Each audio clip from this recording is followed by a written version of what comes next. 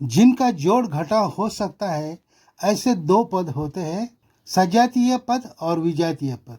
अब यहाँ पर सजातीय पद है, इनमें जोड़ घटाव होगा, पर विजातीय जो पद है इनमें जोड़ घटाव नहीं होगा। अब सवाल यह आता है कि सजातीय पद क्या होते हैं और विजातीय पद क्या होते हैं, ये इनका स्वरूप किस तरह से होता है।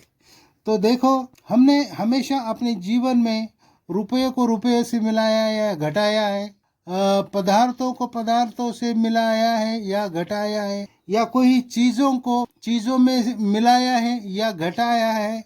यही तो होता है वो जो सजातीय होते हैं, उनमें हमने जोड़ किया या घटाव किया। मानो आम आम, ये दोनों सजातीय है। इनके आगे हम कोई संख्या लिख देते हैं। मानो मैंने यहाँ 4 लिख दिया और यहाँ 7 लिख दिया। यहाँ पर 4 आम हो गए, यहाँ पर 7 आम हो गए। हम इनको मिला सकते हैं, जैसे 7 और 4 हो गया 11 क्या आम। आम तो लिखना ही पड़ेगा। तो इस तरह से इनका जोड़ घटा हो गया। लेकिन हम यहाँ पर 4 आम प्लस 7 चीकू लेते हैं और इनका जोड़ करते हैं, तो इनका जोड़ होगा, इनका जोड़ नहीं हो सकता, क्योंकि ये पद है विजातीय पद और यह पद है सजातीय पद। हमारे बीजगणित में भी इस तरह के पद आते हैं। मानो 4x है प्लस 7x है, ये x ये सजातीय हो गया, इसलिए ये पूरा पद सजातीय पद हो गया। यहाँ पर आप जोड़ सकते हो 11x। इस तरह से ये सजातीय पद होते हैं। मैं इनके ऊपर स्क्वायर डाल देता हूँ, तो अब ये हो गए विजातीय पद, क्योंकि ये एक्स स्क्वायर है और ये सिर्फ एक्स है, इसलिए ये दोनों सरीके नहीं है, इसलिए ये विजातीय पद हो गया। अगर ये यहाँ पर मैं स्क्वायर डाल देता हूँ, तो अब ये हो गया सजातीय पद। सजातीय पद होने से इनकी संख्याओं की एडिशन, यहाँ पर एडिशन होती है तो एडिशन होगी, और उसके ऊपर यहाँ पर भी आपको स्क्वायर लिख। सजातीय पद कई तरह के हो सकते हैं। ये x y z, a to z कोई भी यहाँ पर चला आएगा, उनका स्क्वायर स्क्वायर आएगा, क्यूब क्यूब आएगा, किसी भी तरह से ये बदल सकते हैं। इसकी जगह आप 4 रूट ले लो प्लस 7 रूट ले लो। इसके अंदर अगर सरी की संख्या है तो ये सजातीय हो जाएंगे। मानो मैंने यहाँ पर 3 लिख दिया, यहाँ 3 लिख दिया। अब यह हो गए सजातीय पद। देखो सजातीय क्या है, इनमें √3 ये दोनों सरीके हैं, इसके लिए ये सजातीय हो गए। और ये सजातीय पद है वो वैसे के वैसे ही आते हैं, इनमें कोई बदलाव नहीं होता। अगर यहाँ चिन्ह सरीके हैं तो यहाँ जोड़ होगा और वो होगा 11। तो इस तरह से ये चलता है। तो यहाँ पर आपको डरने की कोई आवश्यकता नहीं। जब यहाँ का जो चल है या इसके साथ आने वाला कोई भी पद है, वो किसी भी तरह का रहने दो, वहाँ पर आप जोड़ या घटाव कर सकते हैं, लेकिन इनमें कोई बदलाव नहीं आएगा। एक्स स्क्वायर बदलेगा नहीं, एक्स स्क्वायर बदलेगा नहीं, एक्स स्क्वायर बदलेगा नहीं, इसी तरह रिपीट होगा।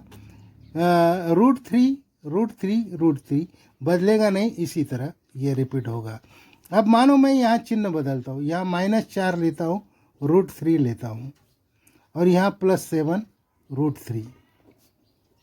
देखो चिन्हों के नियमों के हिसाब से यहाँ पर चिन्ह भिन्न है, तो इनका क्या होगा, घटाव होगा। 7 में से 4 घटेगा, आएगा 3, और ये √3 उसी तरह कंटिन्यू होगा। और इनमें से जो बड़ा है उसका साइन, 7 बड़े हैं उसका साइन प्लस है, यहाँ पर प्लस दे दो, हो गया। इतना सिंपल होता है बीजगणित। अब यहाँ पर मैं ये रूट बदल देता हूँ, ये इस तरह से लिखता हूँ 3, ये इस तरह से 3, और इसके आगे संख्या लेता हूँ 5 और 7। चिन्ह देता हूँ सरीके इज इक्वल टू। अब देखो ये सजातीय है या विजातीय है?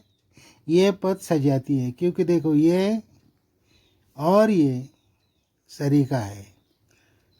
समझ में आ रहा है? और अब यहाँ पर दूसरा नियम चिन्हों का। चिन्हों का नियम क्या है? इसका चिन्ह क्या है? माइनस, इसका चिन्ह क्या है? माइनस। दोनों के चिन्ह कैसे हो गए? सरीके। सरीके होने से इनका जोड़ होगा, 7 और 5 हो गए 12 और √3 इसी तरह से। अब चिन्ह आएगा बड़े का, दोनों में बड़ा कौन है? 7। ये हो गया उत्तर।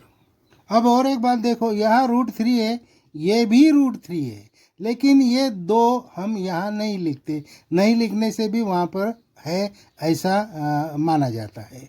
ये भी उसी तरह से है और ये भी उसी तरह से है। यहाँ की संख्या बदलने से रूट का स्वरूप बदल जाता है। मानो मैं यहाँ 4 लेता हूँ और √5 रखता हूँ, और फिर से यहाँ 4 लेता हूँ और √5 रखता हूँ। अब यहाँ पर मैं कोई भी संख्या दे दूँगा, यहाँ लिखता हूँ 6, ये रूट के बाहर है, और यहाँ लिखता हूँ 3, ये भी रूट के बाहर है। अब इनको हम चिन्ह देते हैं, इसको प्लस देते हैं, इसको माइनस देते हैं, इज इक्वल टू। अब इसका आंसर क्या आएगा? देखो ये सजातीय पद है, ये सजातीय। अब इनको छोड़ देना है, इनको ऐसे के ऐसे यहाँ लिख लो, इनमें कोई बदलाव नहीं आएगा। अब यहाँ बचा क्या है? सिर्फ संख्या। ये क्या है? +3 -6। अब ये तो आपको आता है, ये अंक बड़ा है, ये छोटा है, दोनों के चिन्ह भिन्न है। बड़े में से छोटा अंक को माइनस करो, कितना आ गया? 3 आ गया, और बड़े का चिन्ह दे दो, ये हो गया आंसर। तो यही तो आपको यहाँ करना है, -3 यहाँ लिख दो, हो गया। इस तरह से आप दिमाग लगाओगे तो हर कोई प्रॉब्लम आपको प्रॉब्लम नहीं लगेगा, तो सॉल्यूशन लगेगा। चलो कुछ बड़े पद लेते हैं। 2a² और 5a²। देखो ये दोनों पद सरीके हैं। चिन्ह देता हूँ, यहाँ माइनस, यहाँ माइनस, चिन्ह सरीके हैं। और सजातीय पद क्या है? a²b, उसी तरह उसको लिख दो। अब बची संख्या -5 -2, चिन्ह सरीके, दोनों का जोड़ होगा 7, और चिन्ह आएगा बड़े का 5 का माइनस। ये हो गया इसका आंसर। तो देखो बच्चों, इस तरह से ये एकदम सिंपल होते हैं। देखो यहाँ पर मैंने कुछ आपके प्रैक्टिस के लिए कुछ गणित दिए हैं। ये पहला गणित है -5bx और +3bx। इसका आंसर आपको लिखना है। मैं वैसे ओरली बता देता हूँ, दोनों चिन्ह भिन्न है। यहाँ पर घटाव होगा, 5 में से 3 गए 2, और बड़े का चिन्ह माइनस, -2bx। दूसरा गणित देखो, -7ab² -2ab², चिन्ह सरीके, दोनों का जोड़ होगा 7 और 2 9, और बड़े का चिन्ह आएगा -9।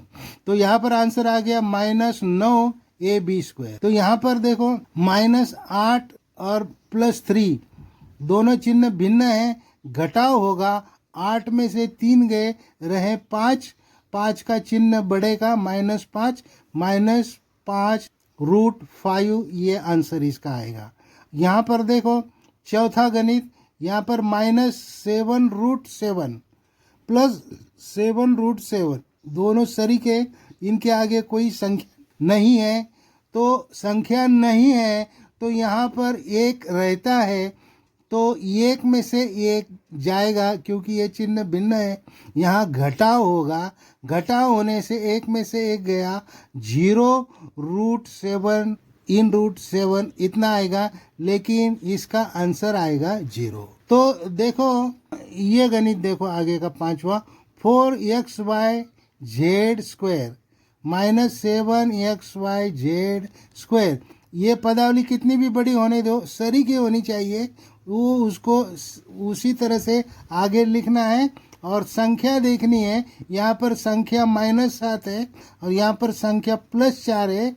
ये दोनों चिन्ह भिन्न है, तो बड़े में से छोटा घटेगा, 7 में से 4 घट गए 3, और बड़े का चिन्ह -3, -3 XYZ², ये आ गया इसका आंसर। और ये छठा गणित देखो, ठीक से आप देखोगे तो यहाँ पर आपको समझ में आएगा कि ये हो सकता है या नहीं हो सकता है। अगर आप इसे देख रहे हो तो पहले इसका हाँ या ना में जवाब मुझे कमेंट करो और फिर इसका आंसर लिख दो। ये मैं आपके ऊपर छोड़ना चाहता था, लेकिन मैं यहाँ पर आपको बता देता हूँ कि यहाँ पर 2AB² है और यहाँ पर -5A² भी है। यहाँ स्क्वायर B का है, यहाँ स्क्वायर A का है, तो ये दोनों जो पद है वो दोनों पद सरीखे नहीं है, इसलिए ये पद विजातीय है और यहाँ पर इनका ना जोड़ होगा ना घटा होगा। तो देखो बच्चों, आज का लेसन हम ये ख़त्म करते हैं। सजातीय और विजातीय पद आपके समझ में आए हैं, आपको सिर्फ इसको प्रैक्टिस करना है। इस वीडियो को आप बार बार देखोगे तो भी आपके ध्यान में आ जाएगा। इतना इजी तरह से मैंने आपको एक्सप्लेन किया है। आपको रिक्वेस्ट इतनी है कि आप मेरे चैनल को लाइक करो, सब्सक्राइब करो और अपने दोस्तों में इसे शेयर करो, ताकि ये सिंप्लीफाइड नॉलेज सबको मिले। और मुझे आप फॉलो कर सकते हो। मुझे आप आपकी क्यूरीज, आपकी समस्याएं मुझे पूछ सकते हो, मैं आपको जवाब दूंगा।